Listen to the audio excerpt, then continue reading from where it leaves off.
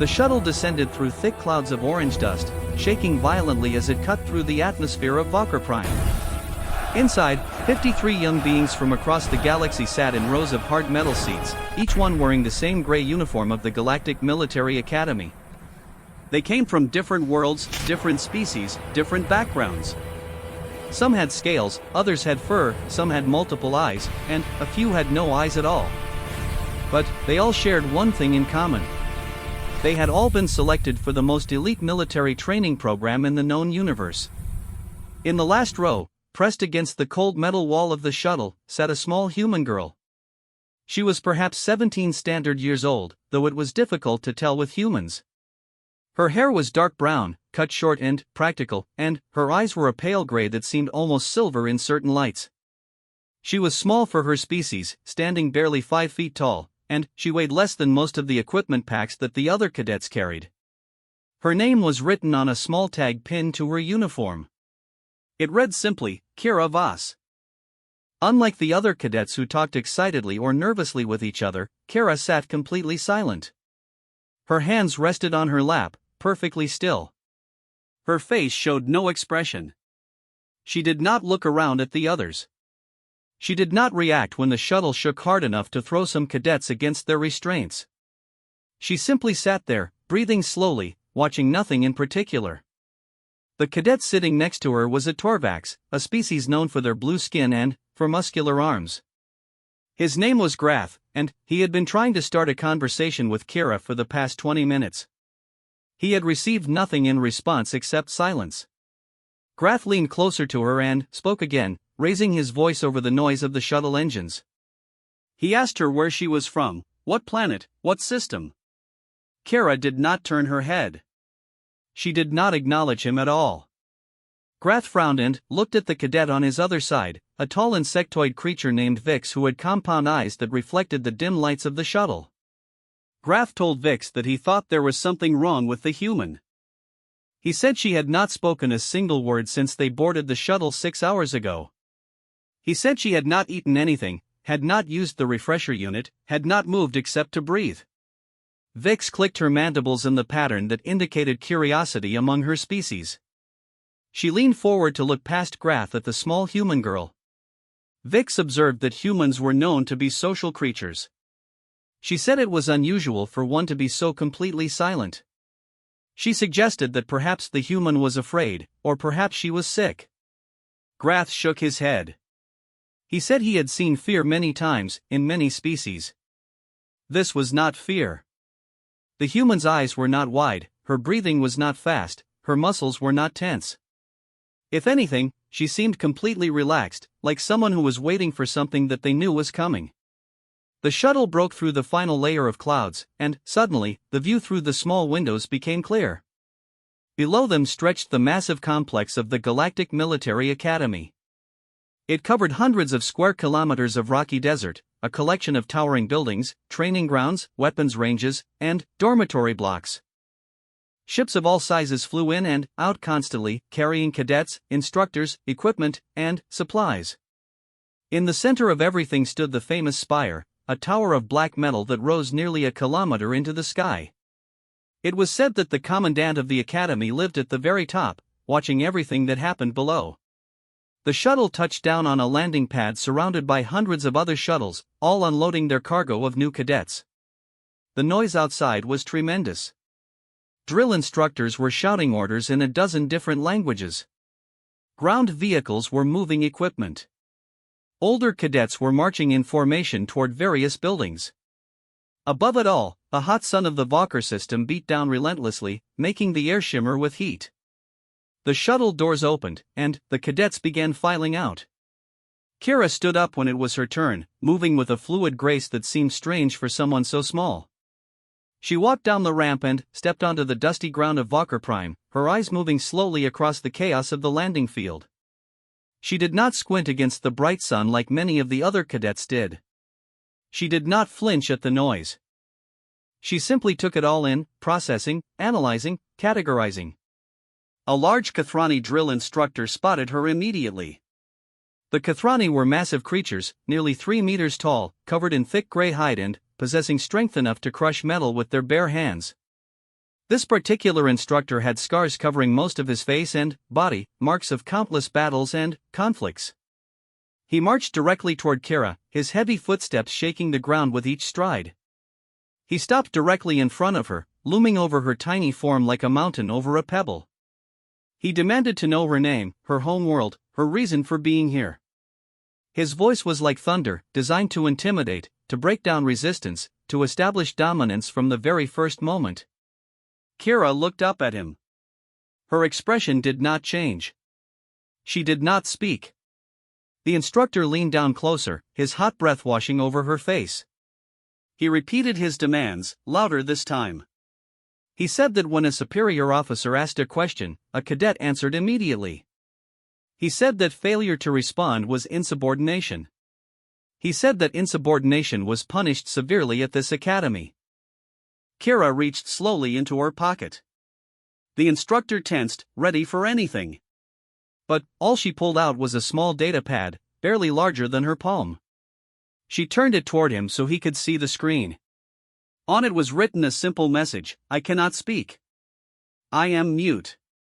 My records should show this. The instructor straightened up, surprised.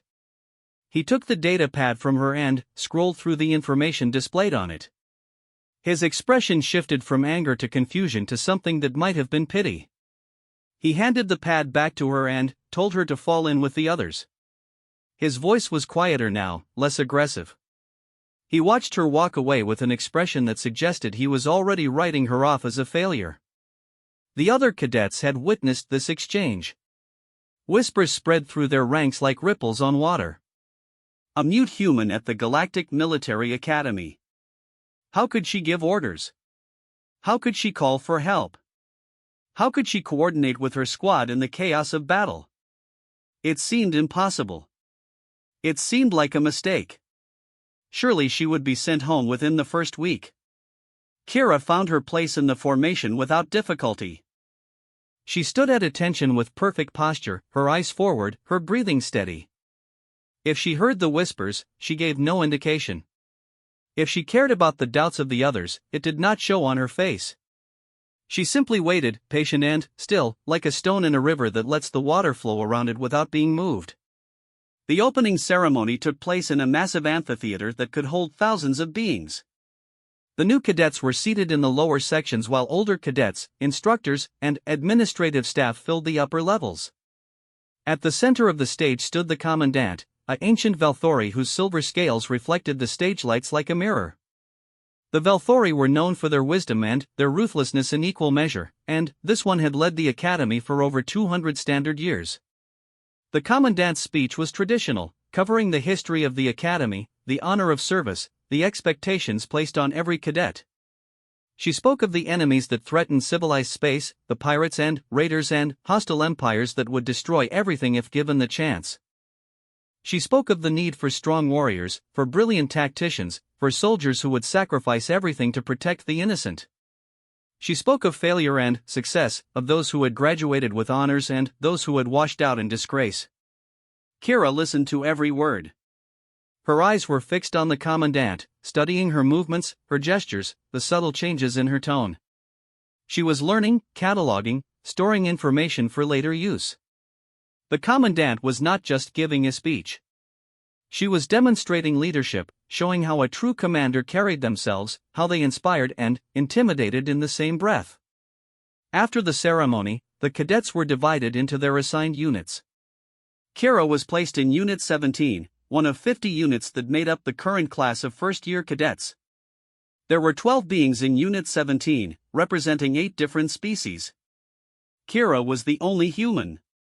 Their unit leader was a third-year cadet named Torek, a Mendari with dark purple skin and eyes that glowed faintly green in low light. The Mendari were known for their telepathic abilities, though these powers were limited to sensing emotions rather than reading thoughts. Torek gathered his new charges in front of their assigned barracks and looked them over with an expression of barely concealed disappointment. He told them that they were the worst-looking group of recruits he had ever seen. He said that half of them would probably quit within the first month. He said that the other half would fail out before the year was over. He said that maybe, if they were lucky, 1 or 2 of them might actually graduate someday. His eyes lingered on Kira for a long moment, and his disappointment seemed to deepen. The barracks were simple but functional.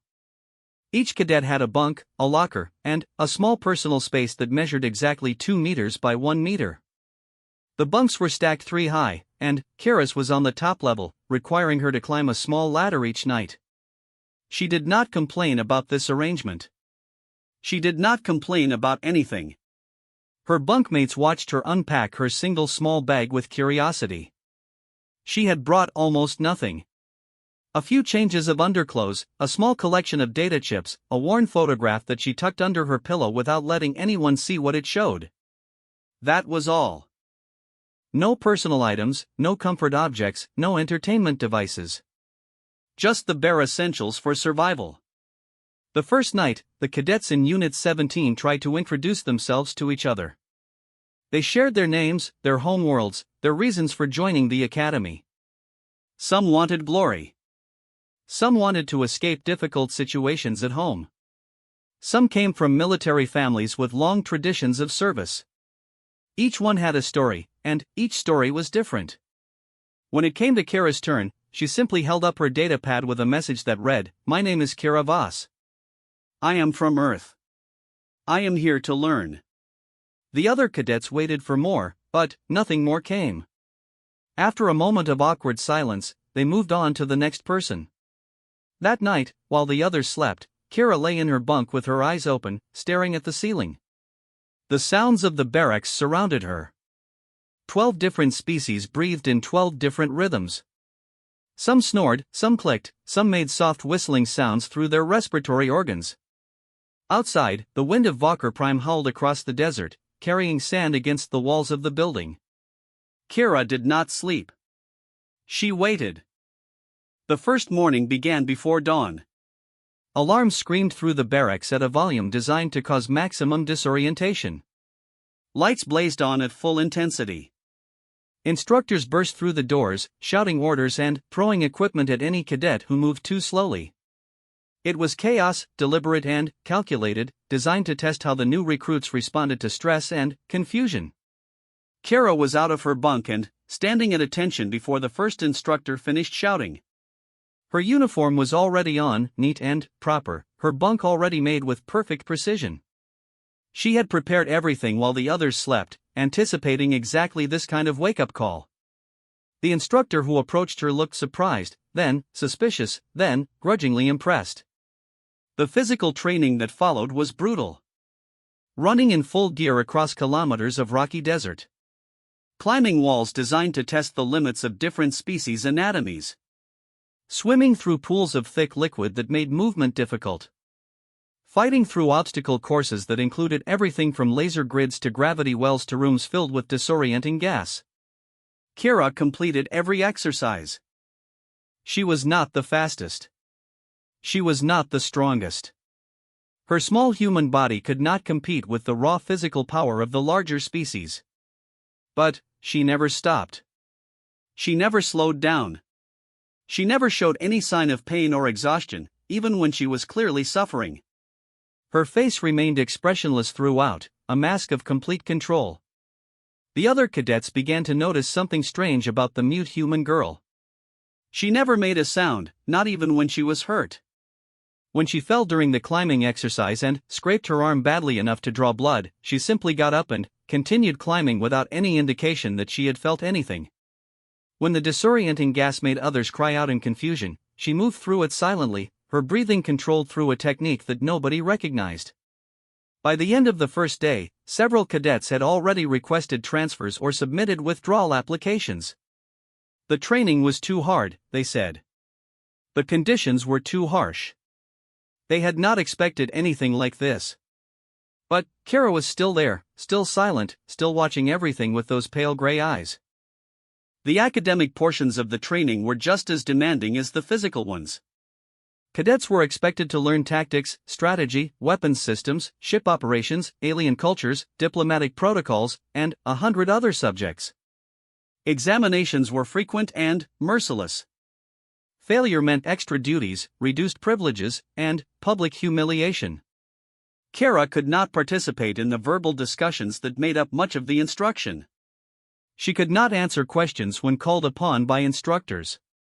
She could not engage in the debates that helped cadets sharpen their thinking. But she found other ways to prove herself. Her written work was flawless. Her tactical simulations showed a level of strategic thinking that surprised even the senior instructors. When given command of a simulated squad, she used her data pad to issue orders with a speed and precision that was almost mechanical. One instructor, a retired admiral named Voskareth who had no relation to Kara despite sharing part of her name, became particularly interested in the silent human cadet. He began giving her extra assignments, more complex scenarios, more difficult problems to solve. He wanted to see how far she could be pushed before she broke. She never broke. 3 weeks into the training, the first major evaluation took place. Cadets were divided into teams and sent into the wilderness of Vakr for a survival exercise. They were given minimal supplies and told to reach a checkpoint 50 kilometers away within 3 days. The terrain was harsh, the weather was unpredictable, and the local wildlife included several species that considered most galactic races to be food.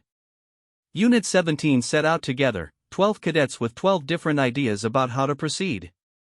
Arguments broke out almost immediately. The stronger members wanted to move fast, leaving the slower ones behind if necessary.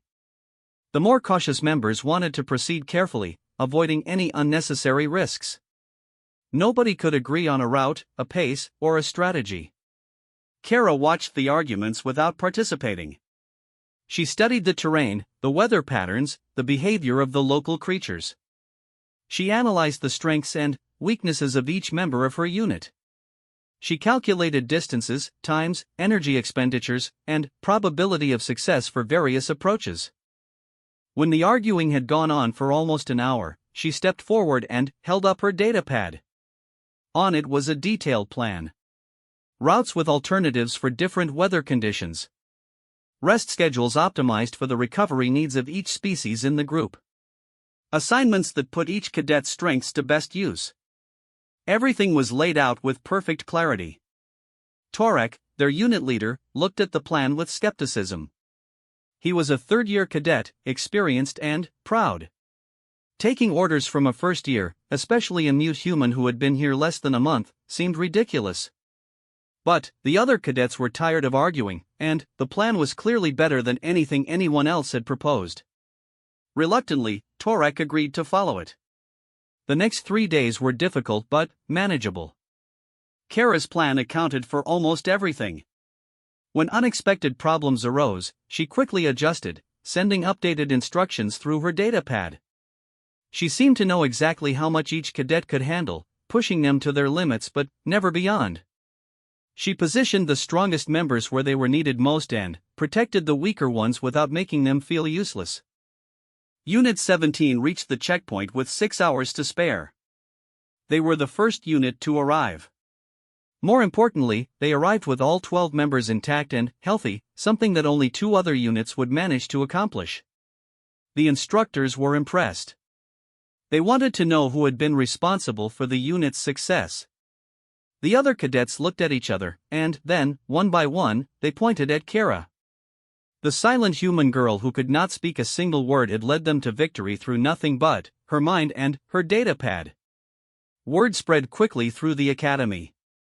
The mute girl from Earth had done something remarkable. She had shown leadership ability that rivaled cadets with years more experience. She had demonstrated tactical thinking that impressed even the hardest instructors. She had proven that her disability was not a weakness but simply a different way of being strong. But not everyone was impressed. Some cadets felt that Kara had made them look bad by comparison. Some instructors worried that a mute soldier would be a liability in real combat situations, no matter how smart she was. Some officials in the academy administration questioned whether she should have been admitted at all, disability accommodations or not. Kara was aware of all of this. She heard the whispers, saw the looks, understood the politics swirling around her. But she did not let any of it affect her. She continued her training, continued her studies, continued pushing herself harder than anyone else would push her. Whatever they threw at her, she would endure. Whatever obstacles they put in her path, she would overcome. She had not come to the Galactic Military Academy to fail. She had come to become a legend. 6 months had passed since Kara Voss first stepped off the shuttle onto the dusty ground of Valkyr Prime. The Academy had changed her in subtle ways. Her body, already lean, had become harder, more efficient. Her movements, already graceful, had become precise in ways that suggested extensive combat training. But her eyes remained the same, that pale gray that seemed to see everything while revealing nothing. Unit 17 had risen through the rankings steadily. They were now among the top 10 units in the first-year class, a remarkable achievement for a group that had started with so much internal conflict. The other cadets had learned to trust Kira's plans, even when they did not fully understand them. They had learned to watch for her signals, to read her body language, to interpret the messages she sent through her ever-present datapad. They had become, against all expectations, an effective team. But success brought its own problems. The academy was a competitive place, and those who rose quickly often found themselves targeted by those they had surpassed. A group of second-year cadets, led by a massive Krathani named Boris, had taken a particular interest in Unit 17. More specifically, they had taken an interest in Kara. Boris was everything Kara was not. He was loud, aggressive, physically imposing. He came from a warrior culture that valued strength above all else, and he had proven his worth in countless training exercises and combat simulations. He had expected to be the star of his class, the one that everyone watched and admired. Instead, people were talking about a mute human girl who could not even call for help if she was in trouble. The harassment started small. Equipment going missing. Training schedules mysteriously changed. Rumors spread about Kara's past, about why she could not speak, about supposed mental instabilities that made her dangerous to be around. The academy had strict policies against bullying, but those policies were difficult to enforce when nothing could be proven. Kara responded to all of this the same way she responded to everything else. With silence. With patience. With eyes that watched and recorded and remembered. One evening, as Kara was walking alone from the library to the barracks, Boris and 3 of his companions stepped out of the shadows to block her path. The area was deserted, carefully chosen for maximum privacy. The 4 second-year cadets surrounded her, cutting off any possibility of escape. Boris stepped close to her, using his size to intimidate. He told her that she did not belong here. He said that the academy was for real soldiers, warriors who could fight and lead and inspire. He said that a silent little human was nothing but a liability, someone who would get her teammates killed when her disability prevented her from warning them of danger. Kara looked up at him without expression. She did not reach for her datapad. She did not try to run. She simply waited. Boris continued his speech, growing more animated as he spoke. He described in detail what he thought would happen to her in real combat. He painted pictures of her squad dying around her while she stood helplessly, unable to call for support, unable to coordinate their defense, unable to do anything but watch. He said she should save everyone the trouble and leave now, before she got people killed. When he finished, Kara reached slowly into her pocket. Boris tensed, ready to grab her arm if she tried to activate any kind of weapon or alarm. But all she pulled out was her datapad. She typed a single word and turned the screen toward him. The word was, no. Boris's face contorted with rage. He reached out and slapped the datapad from her hand, sending it clattering across the ground. Then, he grabbed her by the front of her uniform and lifted her off her feet, bringing her face close to his. What happened next took less than 3 seconds. Kara moved with a speed and precision that should not have been possible for someone her size. Her hands found pressure points on Boris's arms that most species did not even know they possessed. His grip loosened involuntarily, and she dropped to the ground, already moving before her feet touched the surface. 2 of Boris's companions tried to grab her, but she flowed between them like water, striking nerve clusters and joint points with surgical accuracy. They collapsed, temporarily paralyzed from the waist down. The 3rd companion threw a punch that should have taken her head off. She ducked under it, caught his arm, and used his own momentum to throw him into Boris. Both went down in a tangle of limbs. Before they could recover, Kira was on top of them, her knee on Boris's throat, her fingers positioned over his eyes with clear intent. The entire fight had taken place in complete silence. No battle cries, no grunts of effort, no sounds of impact. Just the rustle of fabric and the soft thuds of bodies hitting the ground. It was eerie watching violence unfold without any of the noise that usually accompanied it. Kira looked down at Boris with those pale gray eyes. Her face showed nothing, no anger, no satisfaction, no emotion at all. She held her position for a long moment, letting him feel how completely she had defeated him. Then, she removed her knee from his throat and stood up. She walked over to where her datapad had fallen, picked it up, and checked it for damage. Finding none, she typed a message and turned it toward Boris, who was still lying on the ground, struggling to understand what had just happened. The message read, "I was born without a voice. But I was raised by soldiers who taught me that silence can be a weapon. Touch me or my unit again, and I will teach you lessons you will never forget." She turned and walked away into the darkness, leaving 4 second-year cadets lying on the ground behind her. Word of the incident spread through the academy like wildfire. Nobody saw exactly what happened, but everyone had heard some version of the story. The mute human girl had taken down 4 second-year cadets in seconds, without making a single sound, without taking a single hit. The stories grew with each telling, becoming more elaborate and more impressive. Some said she had used some kind of human martial art that was forbidden in most systems. Some said she had been trained by assassins before joining the academy. Some said she was not entirely human at all. The academy administration investigated, of course. But, when they questioned the 4 cadets involved, none of them would say exactly what had happened. Boris claimed they had simply been having a conversation when he tripped and fell. His companions agreed with this version of events. Nobody wanted to admit that they had been beaten so completely by someone half their size. Kira's instructors called her in for questioning as well. They wanted to know what techniques she had used, where she had learned them, whether she had any explanation for what witnesses described as superhuman speed and precision. Kira answered all their questions with her datapad, providing information about the combat training she had received before joining the academy. She explained that her father had been a soldier, that he had taught her how to fight from the time she could walk. She mentioned specific martial arts disciplines, specific training methods, specific philosophies of combat. The instructors were not entirely satisfied with these explanations, but they could not prove that anything inappropriate had occurred. The incident was officially closed with no action taken against anyone. Unofficially, Kira's reputation had transformed overnight from curiosity to something approaching legend. The training continued, growing more intense as the year progressed. Combat exercises became more complex, incorporating multiple units, multiple objectives, multiple environmental hazards. Strategic simulations grew to include entire campaigns, requiring cadets to think not just about individual battles but about the long-term implications of their decisions. Physical training pushed the limits of what each species could endure. Kira excelled at all of it. Her strategic mind proved capable of processing vast amounts of information and finding patterns that others missed.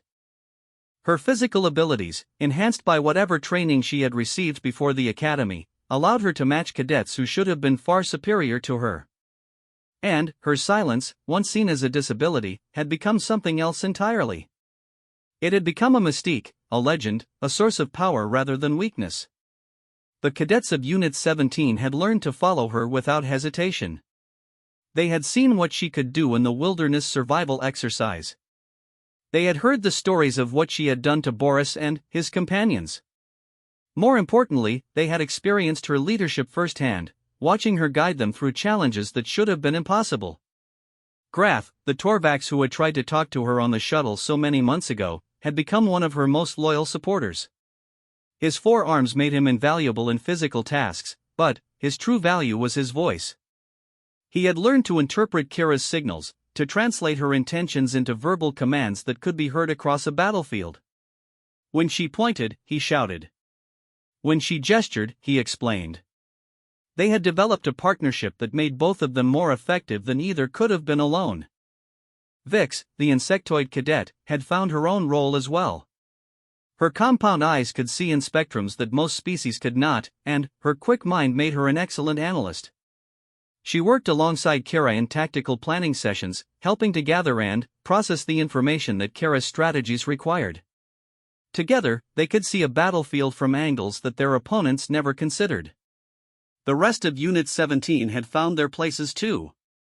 Each member contributed something unique, and Kara had learned how to combine those contributions into a whole that was greater than the sum of its parts. They were no longer 12 individuals who happened to share a barracks. They were a unit, a team, a family of sorts. But families have secrets, and Kara had many. Late at night, when the others were sleeping, Kara would sometimes take out the worn photograph she kept under her pillow. It showed a man in military uniform, tall and strong, with the same pale gray eyes that Kara possessed. His arm was around a woman with dark hair and a gentle smile. Between them stood a young girl, perhaps 5 years old, her mouth open in what was clearly laughter. This was the last picture taken before everything changed. Kara did not share this photograph with anyone. She did not talk about her past, not even through her datapad. When other cadets asked about her family, about Earth, about why she could not speak, she simply typed, "Some stories are not ready to be told." And they learned not to push. The end of the first year brought the final trial, a massive exercise that tested everything the cadets had learned. Units would be sent into a simulated combat zone and required to complete a series of objectives while facing opposition from senior cadets playing the role of enemy forces. The exercise lasted 3 days, and failure meant repeating the entire first year of training. Unit 17 was assigned to Sector 7, a region of simulated urban terrain that included bombed-out buildings, underground tunnels, and constantly shifting hazards. Their objectives were complex: rescue simulated hostages, secure strategic positions, gather intelligence, and evacuate safely before the deadline. Enemy forces would try to stop them at every turn. Kara spent the week before the trial preparing. She studied maps of the sector until she could navigate it in her sleep. She analyzed reports on the tactics that senior cadets had used in previous years. She ran simulation after simulation on her datapad, testing different approaches, identifying weaknesses in their plans. By the time the trial began, she had strategies for every scenario they might encounter. The first day went according to plan. Unit 17 moved through the sector with precision and purpose, avoiding enemy patrols, gathering information, preparing for the major operations ahead. Kara communicated through a combination of hand signals, datapad messages, and the voice of Grath, who had become her de facto translator. The system worked beautifully. On the second day, everything fell apart. Enemy forces launched a surprise attack that divided Unit 17 into 2 groups. Kara found herself trapped in a collapsed building with Vix and 2 other cadets, cut off from the rest of the unit, with no way to communicate across the distance that separated them. The datapad network had been jammed, part of the simulation's challenges. Her voice could not carry across the rubble and through the interference. She was, for the first time in months, truly isolated. The enemy forces knew they had a target. They moved to surround the building, blocking all exits, preparing to capture or eliminate the trapped cadets. Kara could hear them positioning themselves outside, professional and methodical. They were third-year cadets, experienced and skilled, playing the role of enemies with complete commitment. Vix was panicking. Her compound eyes flickered wildly as she assessed their situation, and what she saw terrified her. She whispered to Kara that they were surrounded, that there was no way out, that they should surrender and accept whatever penalty came with failure. Kara looked at her for a long moment. Then, she shook her head. What followed was a masterclass in improvisation. Without voice, without datapad, without any of the tools she normally relied upon, Kara found other ways to communicate and command. She used shadows and light, moving a small lamp to cast patterns on the walls that Vix could interpret. She used debris, arranging small stones in patterns that conveyed specific meanings they had discussed during previous training sessions. She used touch, tapping coded messages on her companion's arms when silence was absolutely necessary. Most importantly, she used example. She showed them what to do by doing it herself first. She demonstrated how to move through the rubble without making noise. She showed them where the gaps in the enemy's coverage were, leading them through spaces that seemed impossible until she proved they were not. She taught them, without words, how to be shadows themselves. By the time the second night fell, Unit 17 had reunited. Kira had led her group through enemy lines without being detected, without firing a shot, without making a sound that any of the third-year cadets could hear. The reunion was emotional. Several of her unit members admitted later that they had given up hope of seeing her again. But Kara had no time for emotion. The trial was not over. They still had objectives to complete, and they were now behind schedule. She gathered her unit around her and, using every communication method she had developed over the past year, she laid out a new plan. It was risky. It was unconventional. It required perfect timing and absolute trust. They did it anyway. The final objective was the rescue of simulated hostages from a heavily defended compound. Most units tried to assault such compounds directly, accepting casualties in exchange for speed. Kira had a different approach. She sent 3 teams through different routes, each appearing to be a primary assault force, drawing defenders away from the actual extraction point. Meanwhile, she led a 4th team through a route that should have been impossible, a narrow shaft that had been marked as impassable on all the official maps. It was not impassable. Kira had found a way. The hostages were extracted without a single shot fired. By the time the defenders realized what had happened, Unit 17 was already at the evacuation point, mission complete, with 6 hours to spare before the deadline. The after-action review was conducted by the Commandant herself. She stood before Unit 17 and spoke about what she had observed during the trial. She talked about their teamwork, their adaptability, their willingness to trust each other even when the situation seemed hopeless. She talked about leadership, about how it did not require a loud voice or an impressive presence. Sometimes, she said, the greatest leaders were those who led by example, who inspired through action rather than words. Then, she turned to Kira and spoke directly to her for the first time. The Commandant said that she had been watching Kira since her arrival at the academy. She said that many had doubted whether a mute human could succeed in military training, let alone excel. She said that those doubts had been proven wrong, completely and utterly wrong. She said that Kira had demonstrated leadership qualities that some cadets never developed in their entire careers. She said that the academy was proud to have her as a student. Kira stood at attention, her face showing nothing. But, inside, in the private spaces of her mind that no one else could see, something was changing. For the first time since she had arrived, she allowed herself to feel something like hope. Not just hope for herself, but hope for the future she had come here to build.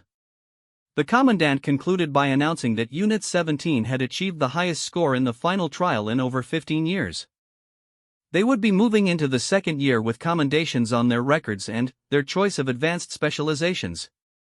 Their success would be studied and analyzed by future classes as an example of excellence. As the ceremony ended and the cadets dispersed, Kira felt a hand on her shoulder.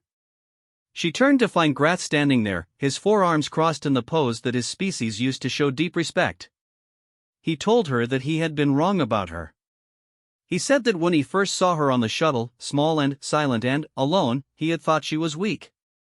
He said he had been a fool. He said that she was the strongest person he had ever met, not because of her body, but because of her spirit. He said he was honored to serve with her. Kara nodded once, acknowledging his words. Then, she held up her data pad with a message that made Grath laugh out loud for the first time since they had met. The message read, "I know. Now stop being emotional and help me plan for next year. We have work to do." They walked together toward the barracks as the sun set over Valkyr Prime, 2 unlikely friends who had found strength in each other. Behind them, other cadets watched and whispered. The legend of the silent human was growing, and it was only the beginning.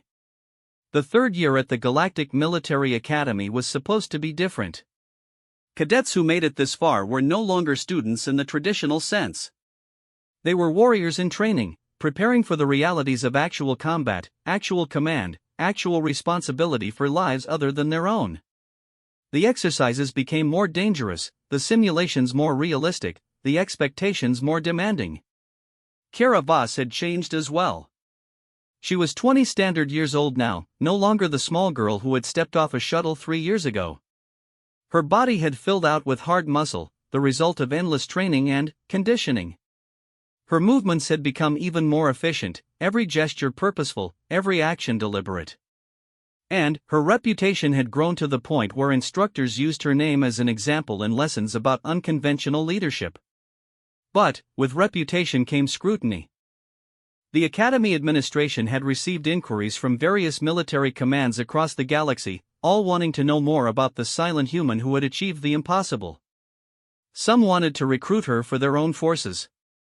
Others wanted to study how she had overcome her disability so completely. A few suggested that there was something suspicious about her abilities, something that warranted investigation. The Commandant had protected Kara from most of this attention, but she could not protect her forever. Eventually, Kara would graduate and enter the real military, where the rules were different and the challenges far more deadly. The Commandant needed to know that her most unusual cadet was ready for whatever came next. So she created a test unlike any that had come before. The announcement came on a cold morning in the middle of winter. All third-year cadets were gathered in the main assembly hall, expecting the usual briefing on upcoming exercises. Instead, the Commandant stood before them with an expression that suggested something unprecedented was about to happen. She explained that the Academy had received intelligence about a real threat. A group of raiders had established a base on an uninhabited moon in a nearby system. These raiders had been attacking supply convoys and civilian transports, killing crews and stealing cargo. The local military forces had been unable to locate their base or mount an effective counteroffensive. The Academy was being asked to help. This was not a simulation. This was not an exercise. This was actual combat against actual enemies who would actually try to kill them. The Commandant made clear that participation was voluntary and that no one would be penalized for choosing not to go. But she also made clear that this was an opportunity, a chance to prove themselves in the real world, to make a difference that extended beyond training scores and simulation rankings. Kara was among the first to volunteer. Unit 17 followed without hesitation. In total, nearly 200 cadets signed up for the operation, enough to fill 4 combat shuttles and provide support for a sustained engagement. The journey to the target system took 3 days. During that time, Kara barely slept. She studied every piece of intelligence available, analyzing patrol patterns, base layouts, defensive capabilities. She developed multiple operational plans, contingencies for contingencies, options for every scenario she could imagine.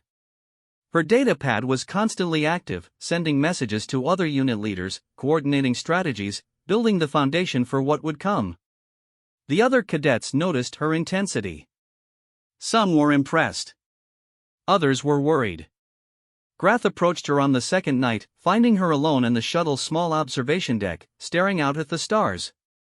He asked her why she was pushing so hard. He said that she had already proven herself 100 times over, that she had nothing left to prove. He said that she should rest, should save her strength for the battle ahead. He said that exhausting herself before the operation even began was not good leadership. Kara turned to look at him, and, for a moment, her mask slipped. He saw something in her eyes that he had never seen before. It was not fear. It was not determination. It was something deeper, something that looked almost like grief. She typed a message on her datapad and held it up for him to read. The message said, "My father was killed by raiders when I was 7 years old. They came to our colony in the middle of the night. They killed everyone they found. My father hid me in a ventilation shaft before they got to him. I watched through the grate as they cut his throat. I tried to scream for help, but no sound came out. Something inside me broke that night. I have not been able to speak since." Grath read the message in silence. When he looked up, Kara was watching him with those pale gray eyes, waiting to see how he would react. He did not offer sympathy or pity. He did not say he was sorry or that he understood. Instead, he simply put one of his 4 hands on her shoulder and squeezed gently. Then, he said, "We will make them pay." Kara nodded once and returned to her planning. But something had changed between them. She had shared a piece of herself that she had never shared with anyone, and he had accepted it without judgment. They were more than teammates now. They were something closer to family. The operation began at dawn on the fourth day. The 4 shuttles approached the moon from different angles, using its own geography to mask their approach. Kara was in command of the lead shuttle, coordinating with the other unit leaders through encrypted communications. The Academy instructors who had accompanied the expedition watched from a distance, ready to intervene if absolutely necessary but, otherwise allowing the cadets to operate independently. The Raider base was larger than intelligence had suggested. It sprawled across several kilometers of rocky terrain, with multiple structures, defensive emplacements, and patrol routes. The Raiders themselves were a mix of species, criminals and outcasts from dozens of different worlds who had banded together for profit and violence. They were not trained soldiers, but they were experienced fighters who knew how to defend their territory. Kara's plan called for a 3-pronged attack. 2 units would strike the base's primary defensive positions, drawing attention and resources away from the main compound. Meanwhile, Unit 17 would infiltrate through an underground tunnel system that intelligence suggested connected to the base's lower levels. Their objective was the command center, where the Raider leadership coordinated their operations. Capture the commanders, and the rest of the Raiders would fall apart. The assault began precisely on schedule. Explosions rocked the northern perimeter as the first strike team engaged. Weapons fire echoed across the rocky landscape. Raiders rushed to defend their positions, exactly as Kira had predicted. Unit 17 moved through the tunnels in complete silence. Kira led the way, her pale gray eyes adapted to the darkness, her movements as quiet as shadows. Behind her came the rest of her unit, 12 warriors who had learned to follow her without question. They trusted her with their lives, and she was determined not to betray that trust. The tunnels were more complex than expected. Several passages had collapsed, forcing the unit to find alternative routes. Others were booby-trapped with primitive but effective explosive devices. Kira spotted most of these traps before they became dangerous, her eyes catching the subtle signs that indicated hidden wires or pressure plates. But she could not catch everything. The explosion came without warning. A concealed device triggered by Vix's passing detonated with enough force to collapse a section of the tunnel ceiling. Rock and debris came crashing down, separating the unit into 2 groups. Kira found herself on the wrong side of the collapse, cut off from more than half of her team. She could hear voices through the rubble, her teammates calling to each other, trying to assess injuries and find a way through. Several were hurt. At least one was trapped under debris. The mission was falling apart. Any other commander would have been screaming orders, coordinating rescue efforts, calling for support. Kira could do none of these things. She could not shout through the rubble. Her data pad could not connect through the tons of rock that separated her from her team. She was alone with only 4 other cadets, deep in enemy territory, with no way to communicate with anyone. For a moment, just a moment, she felt the same helplessness she had felt as a child, watching through the grate as her father died. The same terrible silence that had swallowed her voice all those years ago threatened to swallow her courage as well. Then, she remembered what her father had told her, on the last day she ever heard his voice. He had said that courage was not the absence of fear. Courage was doing what needed to be done despite the fear.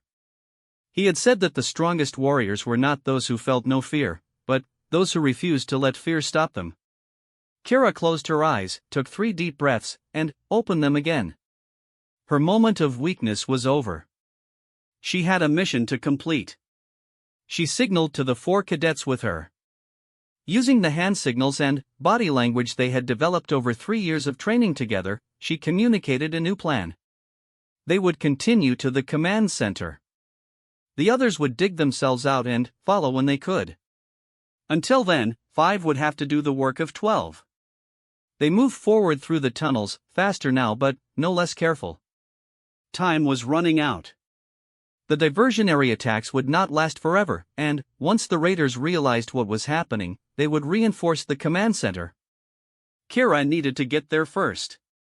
The command center was located in the heart of the base, a fortified structure built into the side of a cliff. Guards patrolled outside, and security systems monitored every approach. A frontal assault would be suicide, even with a full unit.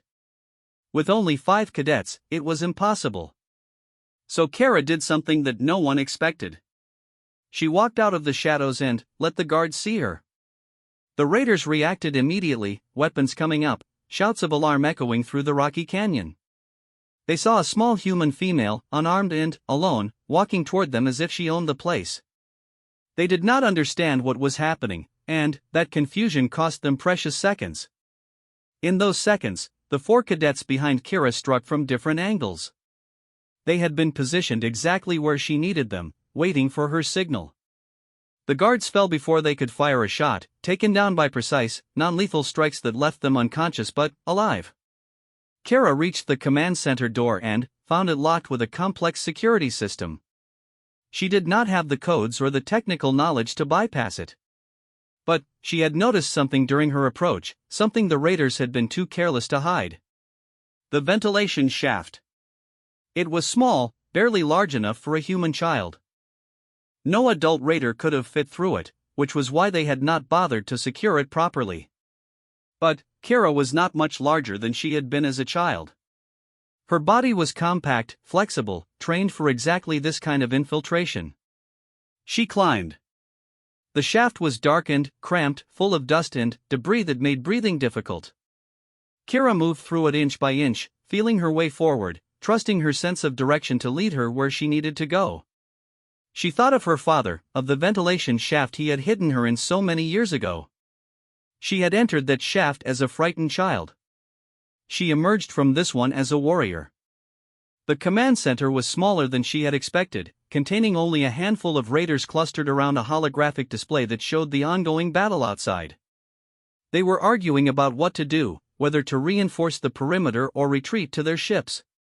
They were so focused on their debate that they did not notice the grate in the ceiling moving aside. Kara dropped among them like a ghost. What happened next was over in seconds. She moved through the raiders like a force of nature, her hands and feet striking with devastating precision. They tried to fight back, tried to draw weapons, tried to call for help. But they were not prepared for someone who fought in complete silence, who seemed to know their movements before they made them, who struck without warning and vanished before they could respond. When it was over, 5 raiders lay unconscious on the floor, and Kira stood alone in the center of the room. She was breathing hard, and there was blood on her hands, some of it hers, most of it not. Her uniform was torn in several places. But she was alive, and the command center was hers. She accessed the main console and sent a signal to the other units. Mission accomplished. Command center secured. All units moved to support and mop up. The response came quickly. The Academy shuttles moved in, deploying reinforcements that overwhelmed the remaining raider resistance. Without their leadership, the raiders quickly lost coordination and morale. Some surrendered.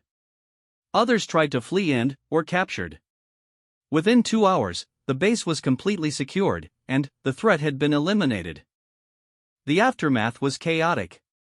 Medics treated the wounded while security teams rounded up prisoners. Intelligence officers collected data from the raider computers, learning about their network and their future plans. Academy instructors moved through the scene, assessing what had happened and how the cadets had performed. Unit 17 had taken casualties. 3 cadets were seriously injured in the tunnel collapse, and several others had minor wounds from the fighting. But no one had died. Against all odds, against an enemy that had expected victory, the cadets had prevailed. The commandant arrived on the last shuttle, walking through the conquered base with an expression that revealed nothing. She inspected the defenses, reviewed the prisoner roster, examined the captured equipment. Then, she made her way to the command center, where Kira was still standing, covered in dust and blood, watching over the bound raiders who had tried to escape. The commandant looked at the scene. 5 unconscious raiders, taken down by a single cadet who could not even call for backup. A mission accomplished through creativity, courage, and an unwillingness to accept defeat. Leadership demonstrated not through words but through action. She turned to Kira and spoke words that would be remembered for generations. She said, "In all my years at this academy, I have seen thousands of cadets come and go. Some had talent. Some had determination. A rare few had both. But you, Kira Voss, have something more. You have a warrior's soul. You have faced darkness that would have broken others and emerged stronger. You have led without voice and commanded without sound. You have shown that true strength comes not from what we can say, but from what we are willing to do." She paused, then continued. "From this day forward, you will be known by a battle name, a title earned through blood and courage. You will be called the Silent Storm, for you come without warning and leave devastation in your wake. May your enemies tremble at the sound of silence, for it means you are near." The other cadets who had gathered to watch erupted in cheers. They chanted the name over and over, filling the command center with a sound that Kira herself could never make. "Silent Storm! Silent Storm! Silent Storm!" Kira stood at attention, accepting the honor with the same expressionless face she had worn since the day she arrived. But, inside, in the private places of her heart, she felt tears that she would not let fall. She thought of her father, of his sacrifice, of his last words about courage. She thought of the child who had watched from the grate, unable to scream, unable to help, unable to do anything but survive. That child had grown. That child had become a legend. The return to Valkyr Prime was triumphant. News of the operation had spread throughout the galaxy, and the Academy had become the center of attention. Political leaders praised the cadets for their bravery. Military commanders studied their tactics. Media outlets clamored for interviews and information. Kira declined all requests for personal attention. She allowed her teammates to speak for the unit, to share their stories and their perspectives. When asked about her own role, she simply held up her data pad with a message that said, "I did what needed to be done. The real heroes are those who trusted me enough to follow." But the legend could not be contained. Songs were written about the Silent Storm, stories told on planets that Kira had never visited. She became a symbol, not just of military excellence, but of human resilience. A mute girl from Earth had done what seasoned warriors had failed to do, and she had done it without speaking a single word. Graduation came at the end of the third year, a ceremony that marked the transition from cadet to officer. Kira stood with her unit, wearing the dress uniform of a newly commissioned lieutenant in the Galactic Defense Force. The commandant herself pinned the insignia to her chest. Offers flooded in from commands across the galaxy. Everyone wanted the Silent Storm on their team, everyone wanted to claim credit for her future victories. But Kira had already made her decision. She would return to the sector where she had grown up, where her father had died, where raiders still preyed on the innocent. She would protect those who could not protect themselves, the way her father had tried to protect her. As she prepared to leave the academy for the last time, her unit gathered to say goodbye. Grath was there, promoted to senior lieutenant and assigned to a prestigious cruiser. Vix had joined the intelligence corps, her compound eyes perfectly suited for analytical work. The others had scattered to various commands, carrying with them the lessons they had learned together. They did not make long speeches. They did not need to. They had spent 3 years communicating without words, understanding each other in ways that language could not capture. A squeeze of the hand, a nod of respect, a moment of eye contact that said more than any farewell could have expressed. Kira's data pad displayed one final message as she walked toward the shuttle that would take her to her new assignment. The message said, "Thank you for being my voice. Now go and make your own legends."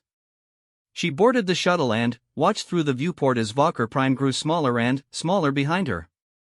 The academy, the training grounds, the barracks where she had spent so many nights lying awake in the darkness.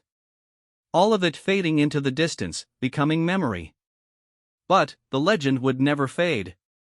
The legend would grow with each battle she fought, each mission she completed, each life she saved. The legend would be told to new cadets for generations to come, an example of what was possible when determination met opportunity, when silence became strength, when a voiceless warrior found a way to speak through action. Kira Voss, the Silent Storm. the battle name that became the Academy's loudest legend. And, somewhere, in the stars that her father had loved, she knew he was watching. She knew he was proud. She knew that his sacrifice had not been in vain. She had found her voice after all. It just did not need words.